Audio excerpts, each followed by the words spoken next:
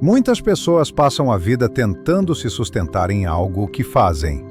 Tentam se apoiar no próprio esforço, no próprio desempenho, na própria capacidade de acertar mais do que errar. Mas chega um momento em que isso cansa, porque nenhum ser humano consegue carregar a si mesmo o tempo todo. É nesse ponto que a fé deixa de ser um conceito bonito e passa a ser um lugar de descanso. Quando se entende que a confiança não foi feita para estar no que se faz, mas em Cristo. Porque Ele não entra na vida de alguém apenas para ajudar um pouco mais.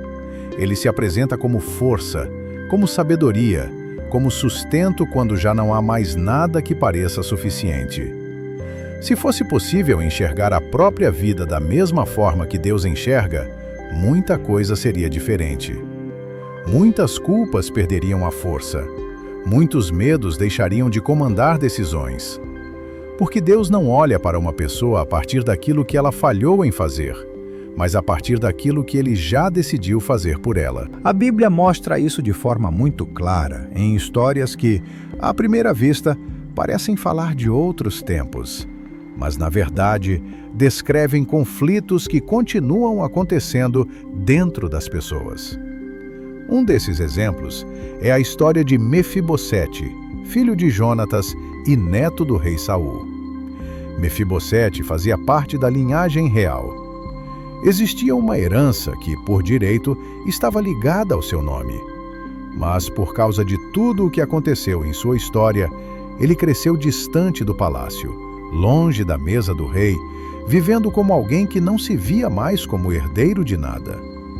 Ele carregava limitações físicas, mas também carregava algo ainda mais pesado: uma identidade quebrada. Ele não se enxergava como alguém digno de reivindicar aquilo que já estava preparado. Existem coisas que Deus já separou, já organizou, já preparou, mas que ainda não foram acessadas porque no coração existe a sensação de não merecimento. Não porque Deus negou, mas porque a própria pessoa deixou de se ver como alguém que pode se aproximar. Quando Davi manda chamar Mefibosete, o texto bíblico não mostra um discurso teatral, nem uma promessa exagerada. Mostra um rei que age com fidelidade à aliança feita com Jonatas. Mefibosete é trazido para perto, recebe provisão, recebe cuidado e passa a viver constantemente na presença do rei. Não porque sua condição mudou, mas porque a decisão do rei já havia sido tomada. A Bíblia deixa claro que Mefibosete era manco dos 2 pés. Isso não é um detalhe aleatório. Mesmo com limitações visíveis, mesmo com marcas evidentes, ele passa a participar da mesa do rei. Aquilo que estava quebrado não o impediu de receber aquilo que havia sido prometido. Isso confronta uma lógica muito comum. A ideia de que só depois de estar inteiro, alguém pode se aproximar de Deus. A aproximação não acontece depois da perfeição, mas no meio da fragilidade. Porque o acesso não é construído pelo mérito humano, e sim pelo que Cristo fez. Existem coisas que muitas pessoas deixam de pedir, não porque não desejam, mas porque acreditam que não merecem. E olhando de forma honesta, realmente não merecem. Nenhum ser humano merece. Mas a fé não se baseia no merecimento humano. Ela se apoia no fato do que Cristo fez em lugar de todos. Quando alguém se apresenta diante do Pai em nome de Jesus, não apresenta o próprio histórico, nem a própria performance. Apresenta aquilo que Cristo é. Apresenta a obra que Ele já concluiu. E isso muda completamente a forma como Deus recebe essa pessoa. Enquanto existir vida nesse corpo, falhas e fraquezas continuarão existindo. Isso não surpreende Deus. O que muitas vezes surpreende é o quanto as pessoas permitem que essas falhas definam seus limites. As deficiências não limitam Deus, mas a forma como alguém se enxerga pode acabar limitando aquilo que ela se permite viver.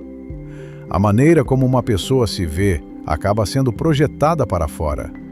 Quem não confia em si, transmite insegurança.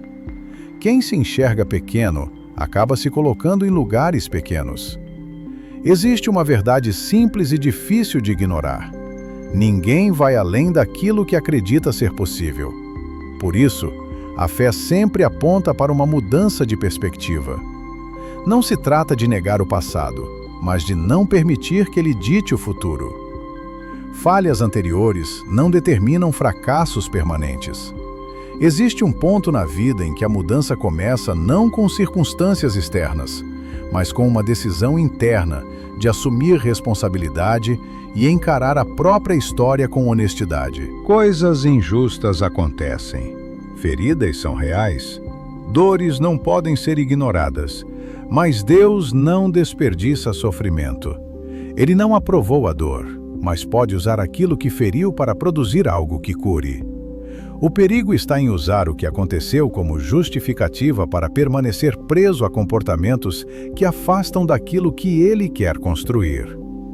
A persistência sempre foi valorizada por Deus. Nem tudo acontece de forma imediata. Algumas coisas são acessadas ao longo do caminho, sustentadas pela graça e pelo sangue de Cristo. O pecado não é ignorado, mas também não é tratado como sentença final.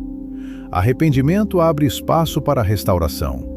Permanecer preso à culpa apenas impede o avanço. É por isso que a fé redireciona o olhar. Em vez de fixar os olhos no erro, convida a fixar no acerto perfeito de Cristo. Em vez de se definir pelo que foi feito de errado, passa a se definir pelo que ele fez certo, e fez em favor de quem crê. A história de Jacó revela isso. Durante a luta com um anjo, quando é questionado sobre quem é, ele responde a partir daquilo que sempre ouviu sobre si mesmo: Jacó, o enganador, o trapaceiro.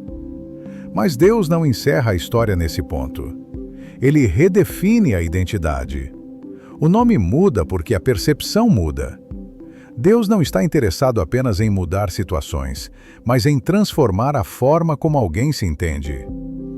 Existe um convite para não se conformar com pouco quando há muito preparado, para não desistir da bênção quando ela está alinhada com a palavra, para crer que Deus deseja fazer mais, mesmo quando ainda existem limitações visíveis. A mensagem não é sobre esforço, mas sobre confiança. Mesmo com marcas, mesmo com fragilidades, existe lugar à mesa. Deus não traz à memória pecados que Ele mesmo já apagou. Muitas vezes, o maior obstáculo não é a falta de perdão divino, mas a dificuldade humana de perdoar a si mesmo. Quando Deus perdoa, Ele esquece. Insistir em reviver pecados que já foram apagados não produz arrependimento, produz prisão. O convite é deixar para trás, seguir adiante e aprender a se enxergar em Cristo. Porque Ele tomou sobre si tudo que era peso, culpa e falha, e entregou em troca tudo que é vida, graça e herança. E no fim, tudo volta ao ponto inicial. A confiança não foi feita para estar no que se faz, mas em quem Ele é.